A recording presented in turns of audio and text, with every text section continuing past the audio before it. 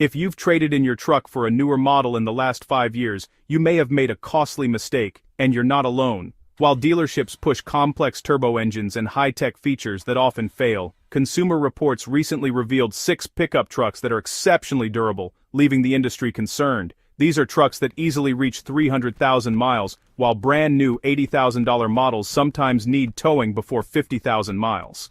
Experienced mechanics call these the last real workhorses, built before trucks became rolling computers. The reliability gap is so large it embarrasses the competition.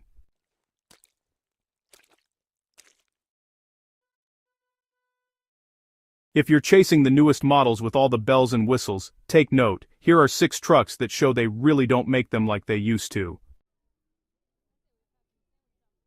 There was a time when pickups were designed to last decades. Components were built to withstand constant abuse, not just survive the warranty period. This approach fostered legendary brand loyalty across generations. My grandfather's truck still runs today. Modern trucks, however, follow what industry insiders call the 60,000-mile design target, engineered to survive the warranty, then leave repairs to the service department. So, here's the thing. Some automakers actually design their vehicles just to last about 60,000 miles. That's their target. After that, well, it's kind of expected that major repairs or even replacements might be needed. For folks spending tens of thousands on a new vehicle, that's a pretty tough pill to swallow.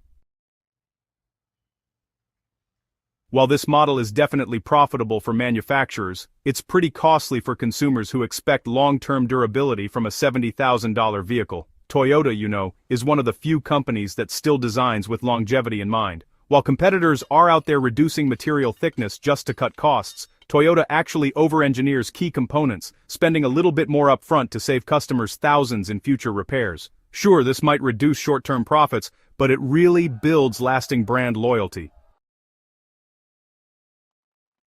Consider engine blocks for a second. Many manufacturers have switched from cast iron to aluminum to save weight and improve fuel economy, and while lighter engines are more efficient on paper, aluminum blocks are definitely more prone to warping, cracking, and failing under heat and pressure.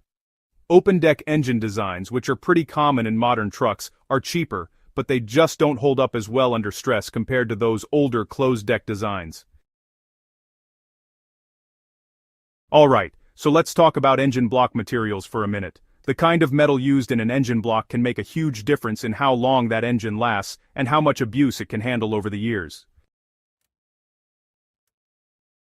Toyota's 5.7-liter V8 and Ford's older 5.8-liter engines use closed-deck blocks that can handle far more abuse, and honestly, that explains why some older trucks last so long.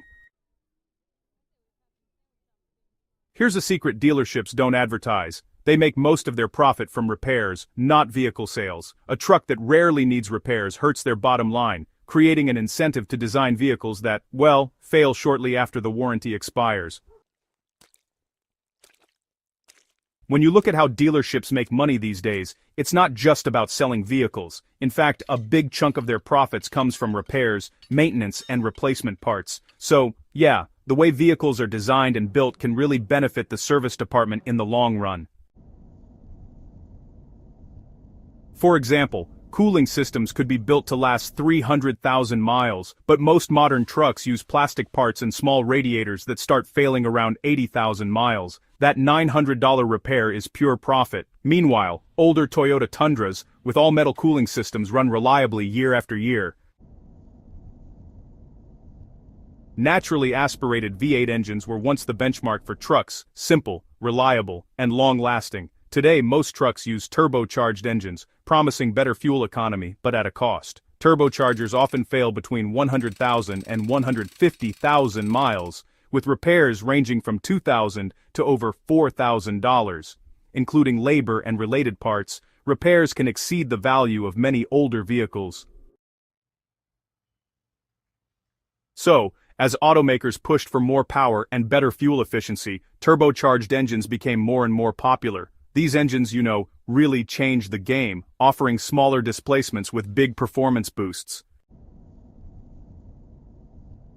Toyota's 5.7-liter V8, which folks like to call the dinosaur, is pretty legendary. It routinely goes well over 300,000 miles without any major repairs, and honestly, some of these engines even reach 500,000 miles with just basic maintenance.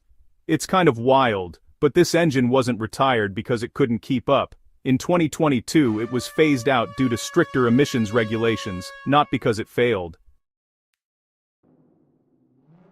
Naturally aspirated engines, well, they just tend to last longer. That's because turbochargers run under some seriously extreme conditions. Think over 1,800 degrees Fahrenheit and more than 150,000 RPM. Every start and stop puts extra stress on these engines, way more than you'd see in a non-turbo model.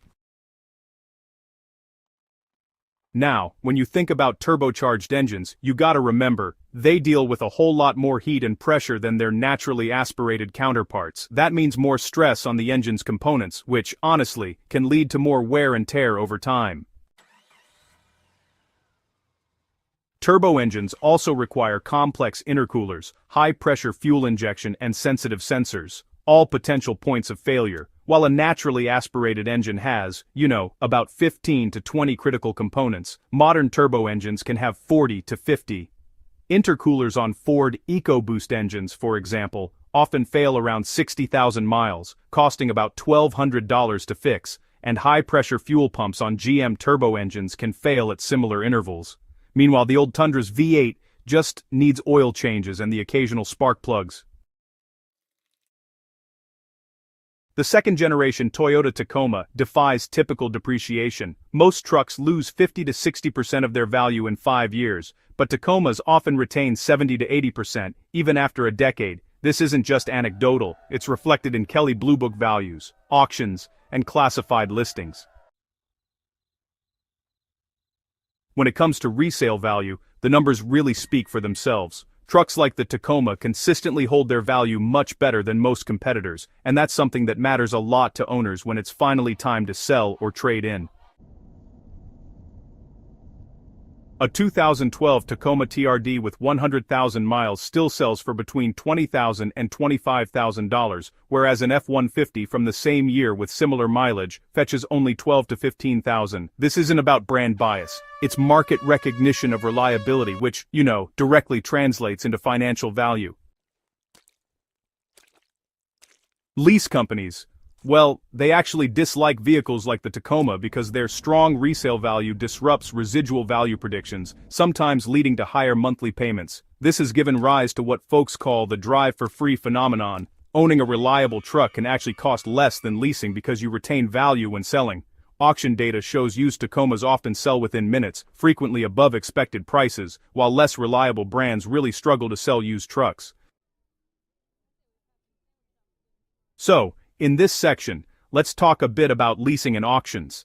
Leasing, well, it's a way for folks to drive a vehicle for a set period without actually owning it. And, auctions. They're where vehicles are bought and sold, often to the highest bidder. Both options can offer some unique benefits, depending on what you're looking for, and honestly, it's worth considering them when making your next automotive decision.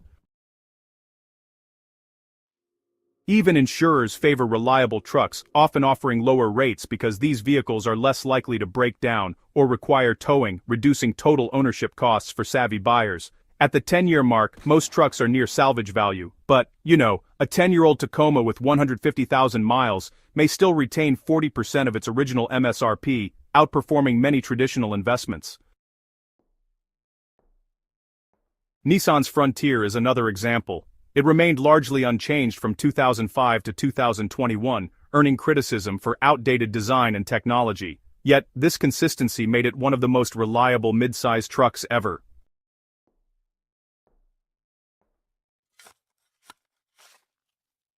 This illustrates the so-called bathtub curve of reliability. Early production years reveal flaws, but after 3 to 4 years, fixes and improvements lead to peak reliability. First-year models of new trucks are essentially paid beta tests. For instance, the 2019 Silverado and Sierra redesigns suffered transmission, electrical and infotainment issues, while the 2019 Frontier's long production run had all